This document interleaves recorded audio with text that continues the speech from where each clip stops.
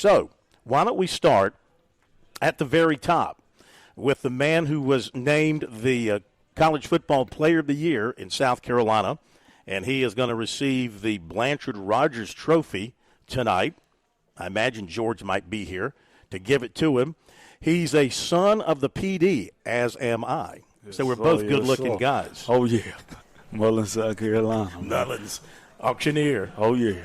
Xavier Legette, the Gamecock star, joining us. How are you? I'm good, man. I'm good. How you doing today? I'm doing fine, man. Congratulations on your season and everything else. Kind of, has it been like a dream for you? Oh, yes, sir, man. That's all I ever wanted to do, man. It's just a little boy. That's the only thing I dreamed of, and it's crazy. I'm really living in the moment.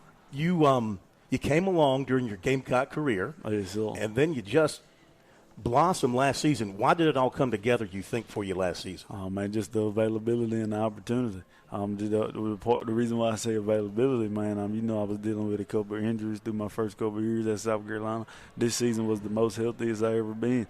And then the opportunity, man, just the way how they moved me around in the offense gave me just multiple opportunities, man, and I was able to put everything on display. Who on the staff obviously you work with Coach Stepp very closely and new offensive coordinator and Coach Loggins. Did they kind of work together with you to make sure they got you in the positions to get the football so you can make down the field plays? Oh, yes, sir, man. It all just came and believed, man. They all believed in me. And, man, Coach D'Lo, man, he just dashed it up for me this year. And, he believed in me from the start when he first took the job to Carolina. And, man, everything he told me, man, he stood on it. What did he see in you? What did he say he saw in you? He told me he see an NFL caliber receiver. Yes, sir. And he told me he was going to make sure that he was going to push me, and he did that. Yeah. He told me he was going to make sure he put the ball in my hand, and he did that. Uh-huh. Yes, sir. Spencer Rattler. Oh, yeah. What do you think of when you think of Spencer Rattler? Spencer Rattler, man, I think of an animal, man. He's a dog, man. If you go back and watch the film, man, the throws that he got off this year, man, I'm going back to watch him, and I'm like, man, it's crazy how he did that, man. But his arm talent is crazy. I think his IQ on the field is outrageous, man. And just him as a person, he's a great person as well. How much did he help you grow? Oh, man, he helped me grow a lot, man. Just by him being vocal on the field, just the way how he came in the locker room, man, just the way how he approached the day every day. Talking to Xavier Legette, looking ahead to the draft and all of that, you had a really good you've had a really good offseason in preparation for the draft. The feedback seems to be very good for you. Yes, sir. What's it been like talking to the teams, maybe making some visits? Where have you been to visit? Oh, man, I've been plenty of places, man. I had 14 visits altogether, and I talked about half the league, man. Counting the visits and then the Zoom calls, and then I had about 2 workouts for teams. And, man, all of that combined, man, it probably been about 25 teams. But, man, I'm just enjoying the moment, man. This is everything I work for. And I'm happy to be with my feet on. Does it feel like recruiting all over again? Oh, no, so this ain't more. This ain't more so like recruiting now, man. This more so tell me everything I want to know so I can be able to pay you the money. This is business now. Oh, yeah, strictly business. This is business. So which team, have you got a feeling for which 1 or 2 teams likes you the most? Man, really, man, I say all the teams that I was able to meet with, I had a good vibe within all of them, man. All of them showing interest in me, and then they still calling for me to get on Zooms after I even talked to them about once or twice in person. So that tell me I'm doing something good. Give us some of the teams. Man, we can go to Kansas City Chiefs. We can go to Bills. I talked to Detroit. I talked to Baltimore, Jacksonville, the Buccaneers, the Chargers, the Eagles. Right, we can go on and on, but I talked to a whole lot. Yeah. So round-wise, what are you hearing? Man, I'm hearing mid first round, early second round. Wow. How about that? First round. What would you think first round? Oh, man, first round, man. That sets me up for my life, man. But, man, not only I don't even think about it like that, man. I just want to continue to grow, man, within this league. And then just keep continuing to ball. So what are you doing between now and the draft? Man, well, I'm just continuing to work out so I can be in shape for rookie minicamp. So I can go out there and blossom and keep flourishing all the way through this process. When you think back to last season, was there a particular catch, particular play stands out in your mind?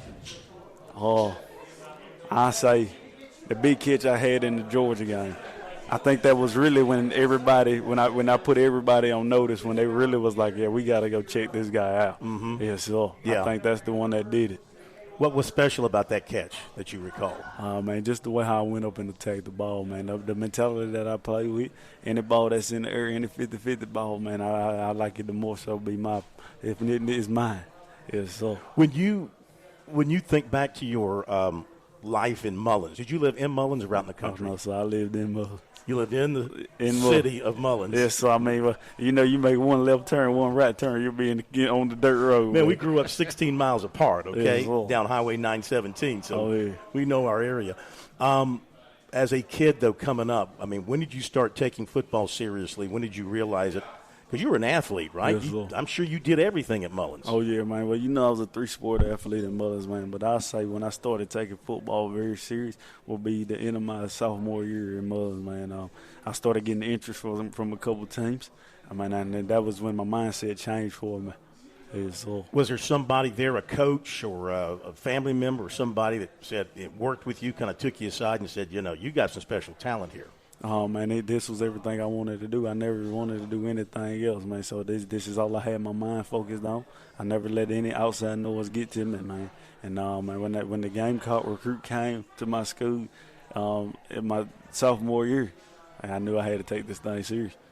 So when you first started getting recruited by South Carolina, your sophomore year, who was that? Who was the recruiter? I can't even really remember the recruiter, man. That was a long time ago. Yeah. Yeah, so. That would have been back during the Muschamp days, I guess. Yes, so. Muschamp was the one that recruited me there. Yeah. Yes, so, and Coach Brian McClendon. When you got your offer, what did you think?